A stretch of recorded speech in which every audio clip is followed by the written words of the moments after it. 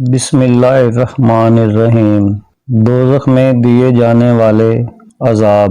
قیامت کی مصیبتیں جھیل کر ابھی لوگ اس کی کرب تکلیف درد و دہشت میں ہوں گے کہ اچانک ان کو اندھیریاں گھیر لیں گی اور لپٹ مارنے والی آگ ان پر چھا جائے گی اور اس کے غیظ و غضب کی آواز سننے میں آئے گی۔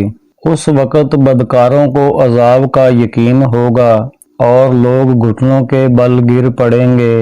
فرشتے ندا کریں گے، کہاں ہے فلاں فلاں کا بیٹا جس نے دنیا میں لمبی امیدیں باندھ کر اپنی زندگی کو بدکاری میں ضائع کیا۔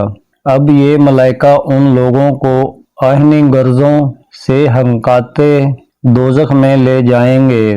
دوزخ کا دار یہ ایک دار ہے جو ظالموں سرکشوں کے عذاب کے لیے بنایا گیا ہے۔ اس میں گپ اندھیری اور تیز آگ ہے۔ کافر اس میں ہمیشہ قید رکھے جائیں گے اور آگ کی تیزی دم بہ دم زیادتی کرے گی۔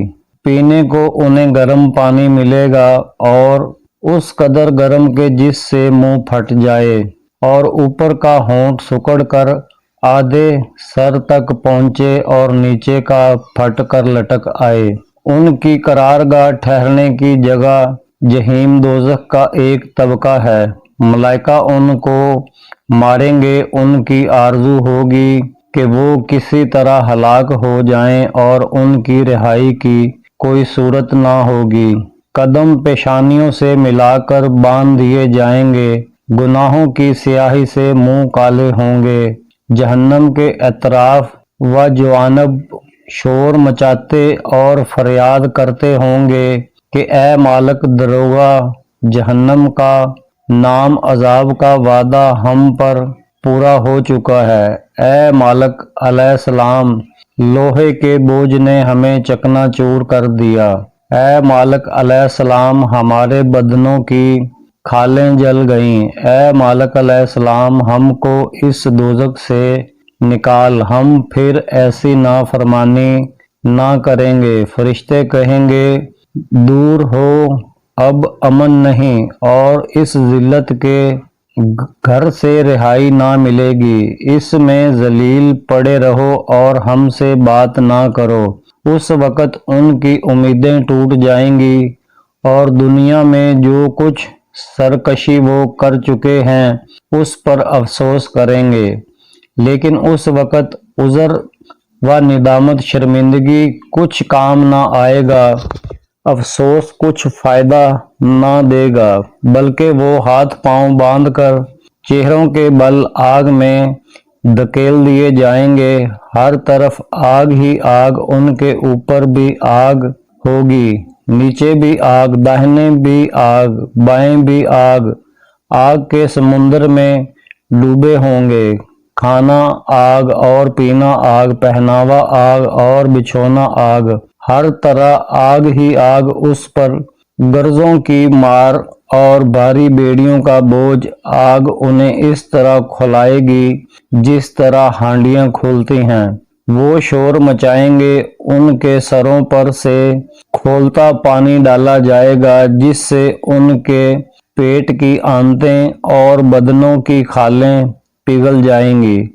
لوہے کے گرز مارے جائیں گے جس سے پیشانیاں پچ جائیں گی، منہوں سے پیپ جاری ہوگی، پیاس سے جگر کٹ جائیں گے، آنکھوں کے ڈیلے بہہ کر رخساروں پر آ پڑیں گے، رخساروں کے گوشت گر جائیں گے، ہاتھ پاؤں کے بال اور کھال گر جائیں گے اور نہ مریں گے، چہرے جل بھن کر سیاہ کالے کوئلے ہو جائیں گے، آنکھیں اندھی اور زبانیں گونگی ہو جائیں گی، پیٹھ ٹیڑھی ہو جائے گی، ناک اور کان کٹ جائیں گے، کھال پارا پارا ہو جائے گی، ہاتھ گردن سے ملا کر باندھ دیے جائیں گے اور پاؤں پیشانی سے آگ پر منہ کے بل چلائے جائیں گے اور لوہے کے کانٹوں پر آنکھ کے ڈیلوں سے راہ چلیں گے۔